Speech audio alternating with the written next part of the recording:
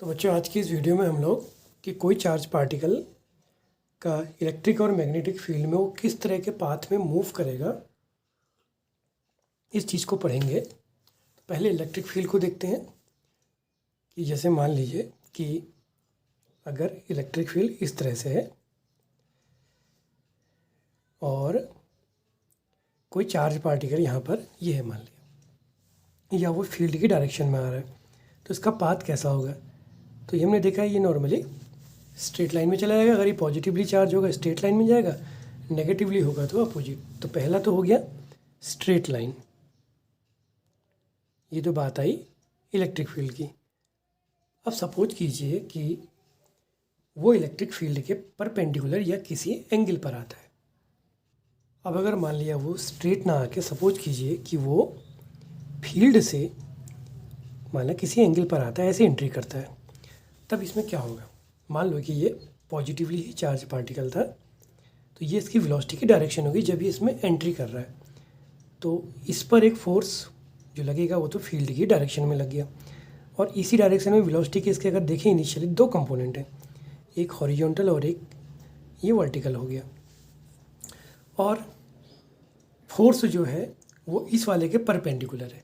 तो ऐसा कहाँ होता था, पैराबोला में आपको याद होगा, जब पैराबोलिक पाथ पर कोई पार्टिकल मूव करता था तो उसमें क्या होता था कि जो परपेंडिकुलर लगता था, दो कंपोनेंट वहाँ भी होते थे। फोर्स परपेंडिकुलर जब लगता था तो वो सिर्फ फील्ड वाले को, इसको तो आगे, इसके तो डायरेक्शन में हो गया, इसके परपेंडिकुलर हो गया।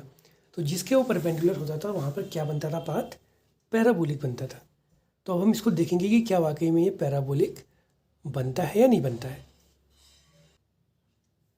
तो समझना बिल्कुल सिंपल है। ये इस डायरेक्शन में क्या लगा है, फोर्स भी लगा है, ये वर्टिकल यानी कि परपेंडिकुलर। आप इसको थोड़ी देर के लिए अगर अपनी सुविधा के लिए हम ऐसे समझ लें कि ये वी वाई जैसे नीचे को है, ये आगे को ले जा रहा है ना।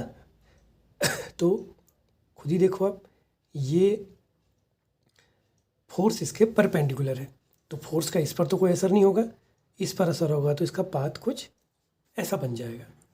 अब इसका पता कैसे चलेगा, मान लो कि हम ये मान लेते हैं कि सपोज कि इस डायरेक्शन में जो फोर्स लगा वो F equal to Q E लगेगा। और अपनी सुविधा के लिए अगर हम ये कर लें थोड़ा सा, जैसे कि हमारी क्लासेस में सिंपल सी इक्वेशंस होती हैं, अपनी सुविधा के लिए हम ये कर लें कि लेट ये एज्यूम कर लिया कि इनिशियली अगर इसका वेलोसिटी जीरो हो जाए थोड़ी देर के लिए, या ये इसके परपेंडिकुलर एंट्री करे, है नहीं। तो यही एजम्पशन लेके हम इसके लिए बनाते हैं कि इक्वेशन सिंपल सी, एक तो स्ट्रेट लाइन हो गया और दूसरा क्या बनेगा उसको देखते हैं। मान लीजिए कि ये इलेक्ट्रिक फील्ड है, बिल्कुल ग्रेविटी वाले की तरह हम बना लेते हैं। जैसे ग्रेविटेशनल एक्सीलरेशन डाउनवर्ड था, फोर्स नीचे को था, वैसे ही हमने ये मान लिया इलेक्ट्रिक फील्ड भी डाउनवर्ड है, ताकि फिगर सिंपल हो। मान लो कि पार्टिकल कुछ ऐसे एंट्री करता है, ठीक है, और जब यहाँ पे परपेंडिकुलर एंट्री करता है, मान लिया उसकी वो हॉरिजॉन्टली आ रहा है, और इस पॉइंट पर एक इसके लिए वीडियो अलग से बना लेंगे जब ये किसी पर्टिकुलर एंगल पर भी आता है, वो थोड़ा टिपिकल होता है, उसका अलग से वीडियो में डिस्कस कर लेंगे। तो जब इसने एंट्री करी, मान लिया इस जगह पर इसकी इनिशियल स्पीड थी ux। अब यहाँ पर ये हॉरिजॉन्टल रहा तो इसकी वर्टिकल स्पीड कितनी हुई, जीरो होगी। जो यहाँ पर होगी वो होगी ही नहीं बल्कि जीरो होगी। इस पर लगेगा फोर्स नीचे को डाउनवर्ड क्यू ई करके, तो इसके कारण माना है ये, सपोज अब ये तो पता नहीं कहाँ पर आएगा, सपोज ये यहाँ पर आ जाता है, ठीक है, यानी कि इस पोजीशन से ये x डिस्टेंस फॉरवर्ड चला और y डिस्टेंस फील्ड की डायरेक्शन में चला गया। अगर नेगेटिव होता तो अपोजिट चला जाता।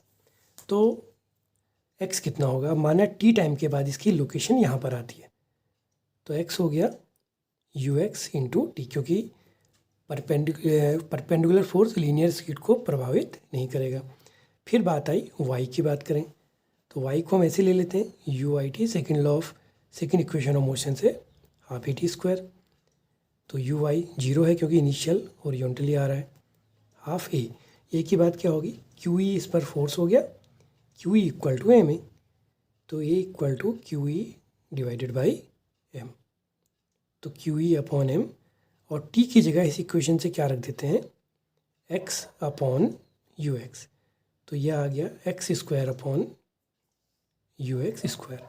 तो y इक्वल आ गया half QE upon M x square upon u x square, या ये कहें कि y equal to QE upon 2m ux, क्योंकि इसमें QE constant, 2 constant, m constant और ux भी कांस्टेंट हो गया, इक्वल टू एक्स स्क्वायर। तो ये इक्वेशन कुछ इस तरह की बन गई, y इक्वल टू के एक्स स्क्वायर। ये इक्वेशन किसकी होगी? पैराबोला की। तो इलेक्ट्रिक फील्ड में पाथ कैसा हो रहा है उसका? पैराबोलिक हो रहा है। अब इसी में हम लोग मैग्नेटिक फील्ड को डिस्कस करते हैं। तो मैग्नेटिक फील्ड में क्या था कि जो फोर्स है वो परपेंडिकुलर लग रहा था, है नी। इससे सपोज कीजिए कि ये डाउनवर्ड अगर कोई इलेक्ट्रोमैग्नेटिक फील्ड है, कोई चार्ज पार्टिकल ये एंट्री कर रहा है, ठीक है, तो ये इसकी वेलोसिटी की डायरेक्शन होगी इधर को।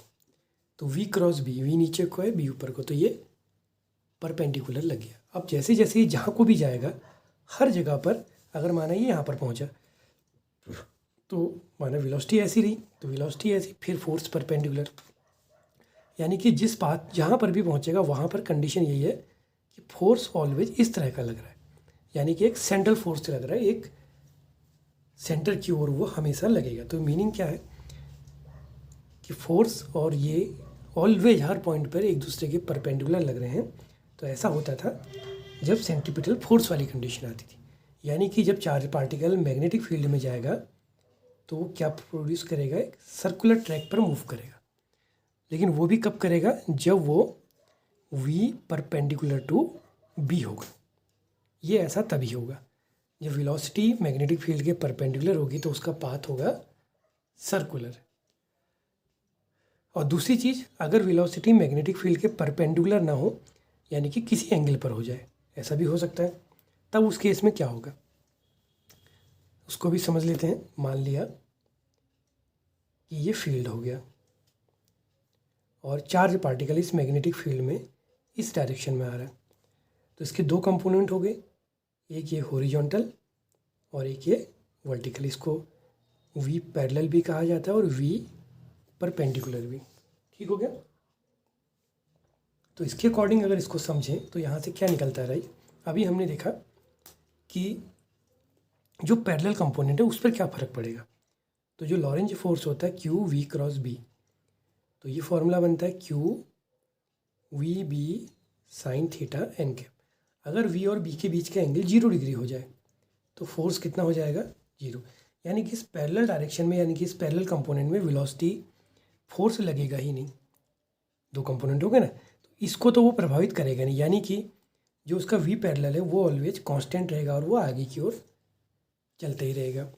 और वर्टिकल कंपोनेंट क्या करता है? अभी हमने देखा जब f और v परपेंडिकुलर आ रहे थे, जिसके कारण v और b भी परपेंडिकुलर थे, तो उसके कारण क्या हो रहा था? वो सर्कल बना रहा था। तो मीनिंग क्या है कि ये कंपोनेंट इसको सर्कल में घुमाएगा और ये वाला आगे को ले जाएगा। इस तरह से ये प्रोसेस चलती रहेगी। तो अगर ये परपेंडिकुलर आएगा तो सर्कल बनाएगा, और अगर ये किसी एंगल पर आता है मैग्नेटिक फील्ड से, तब इसका जो पाथ बनेगा वो बनेगा हेलिकल पाथ, हेलिक्स की तरह बनेगा।